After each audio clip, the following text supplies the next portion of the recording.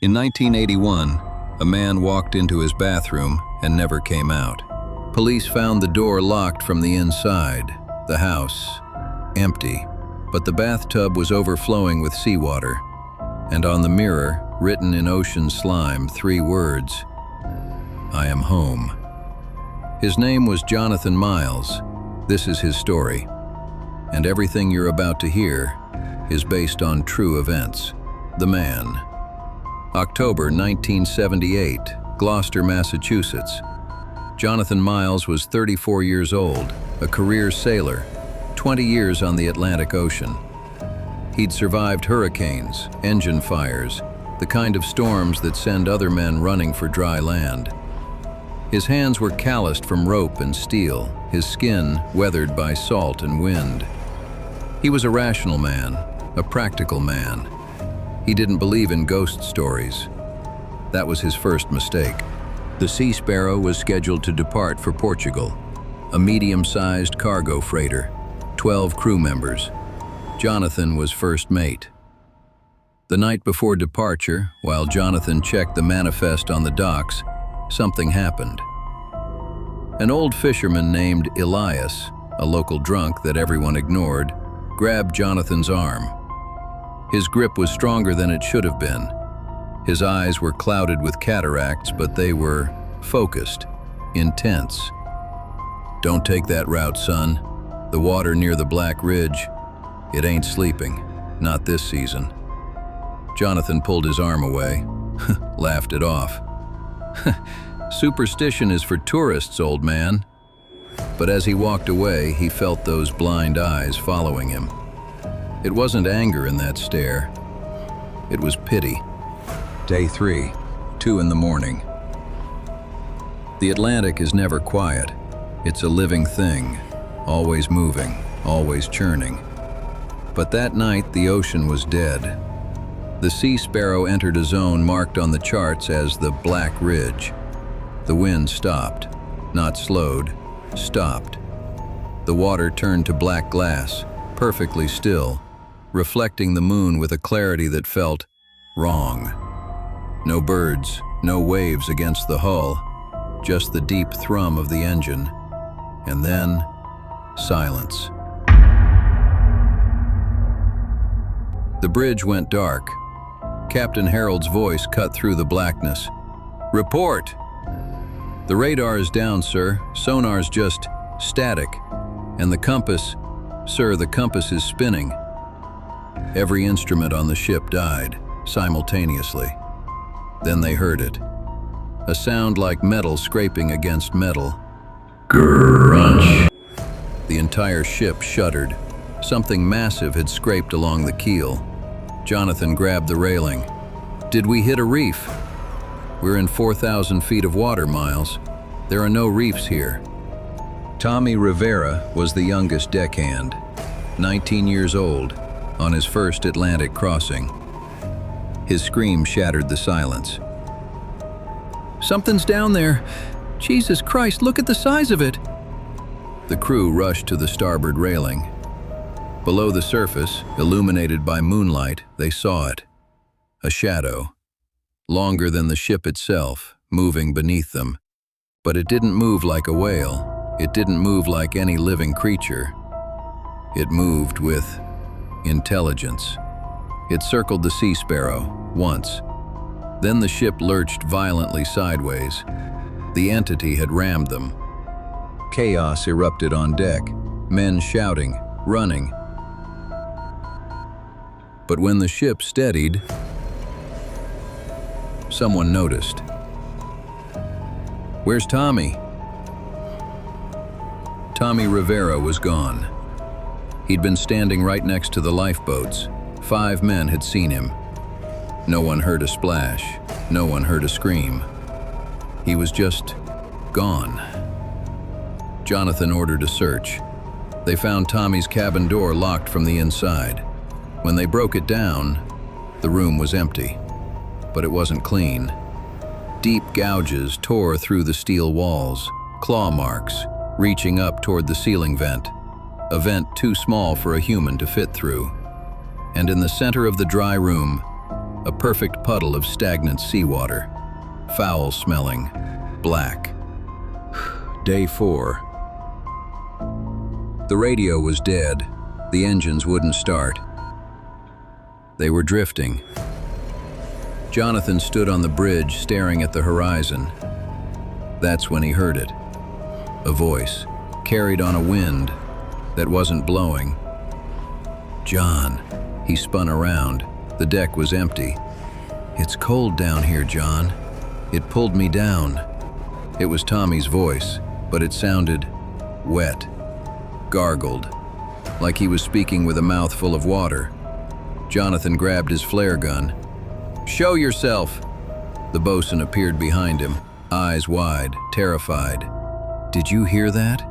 He told me to come to the rail. He said, the water is warm. By the 5th night, the crew was breaking. Captain Harold called Jonathan to his quarters.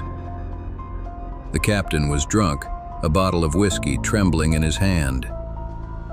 I knew, God help me, I knew about the Black Ridge. What are you talking about? The company routes us through here to save fuel, but the locals, they call it the grave of the drowned watcher. They say all the sailors who die in the Atlantic, their souls drift here.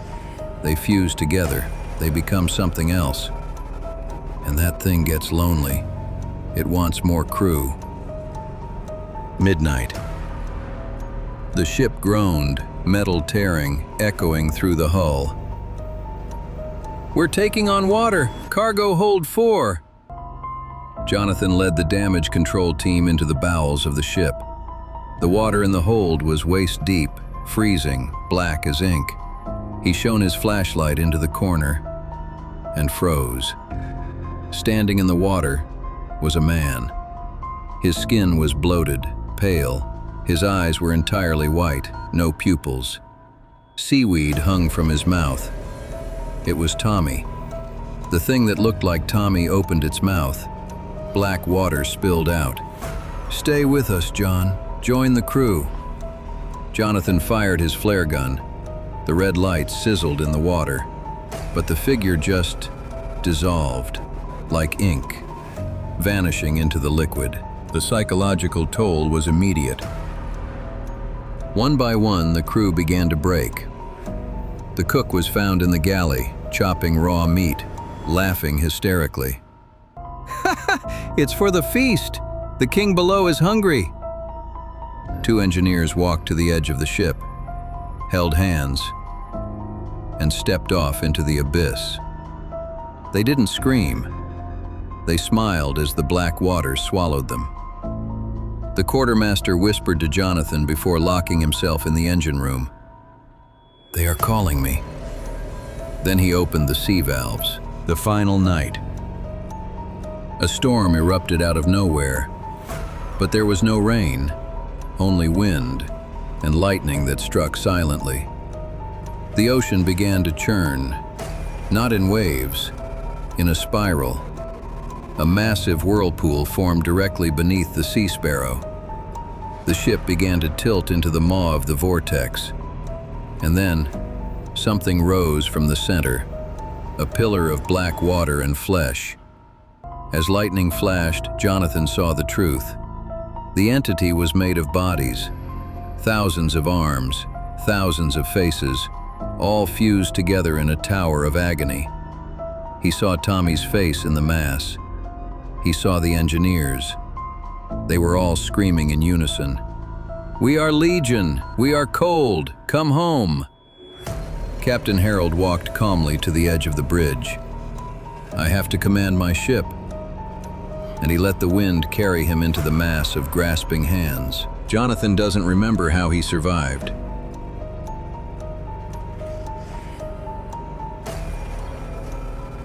He remembers the screaming. He remembers the ship cracking in half like a dry twig. He remembers the cold, slimy sensation of a hand grabbing his ankle, trying to drag him down to the crushing depths. He kicked, he fought. He swam until his muscles burned and his lungs felt like they were filled with glass. When the Coast Guard cutter found him 2 days later, he was floating on a piece of wooden wreckage. The Sea Sparrow was gone. No debris, no oil slick, nothing. Jonathan was the only thing left. His hair, once brown, had turned stark white, and around his ankle was a bruise in the shape of a hand with 6 fingers. From the final page of Jonathan Miles' journal, written 3 years later, "They think I was lucky. They think I survived, but they are wrong. I didn't escape. Every night when I close my eyes, I am back on that bridge. I can hear the captain screaming. I can hear Tommy gargling the salt water. And lately, the water in my house, it tastes like salt. The faucet drips and it whispers my name. They didn't let me go. They just let me leave, to bring them back more souls. I am tired of running. The Black Ridge is calling." November 14th, 1981. Jonathan Miles vanished from his home in Gloucester, Massachusetts. Police found no sign of forced entry. The house was locked from the inside. The only evidence was in the bathroom. The bathtub was overflowing with seawater, filled with seaweed that only grows in the deep Atlantic. And scrawled on the bathroom mirror, written in grease and ocean slime, 3 words: "I am home." To this day, sailors avoid the Black Ridge. Ships reroute, adding days to their voyages, burning extra fuel. They don't talk about why. But on certain nights, when the ocean goes still, when the wind dies and the water turns to glass, they say you can hear it. Voices rising from the depths, calling for more crew. Always calling.